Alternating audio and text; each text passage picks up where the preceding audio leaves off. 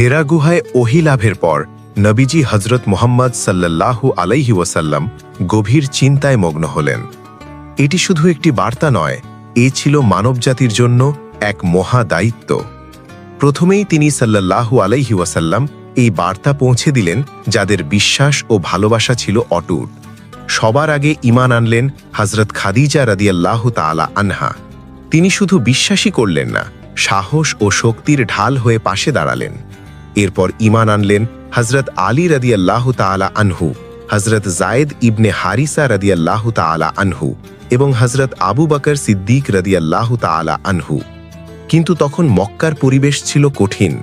প্রকাশ্যে দাওয়াত দিলে নির্যাতন, বাধা আর রক্তপাতের আশঙ্কা ছিল প্রবল।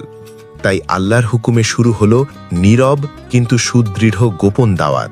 ঘরে ঘরে আস্থাভাজন মানুষের কাছে নবীজি সাল্লাল্লাহু আলাইহি ওয়াসাল্লাম ধীরে ধীরে পৌঁছে দিতে লাগলেন তাওহীদের ডাক।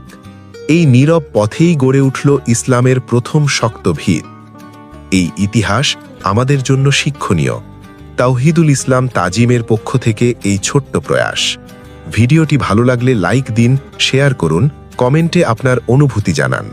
এমন ধারাবাহিক সিরিজ পেতে চ্যানেলটি সাবস্ক্রাইব করতে ভুলবেন না।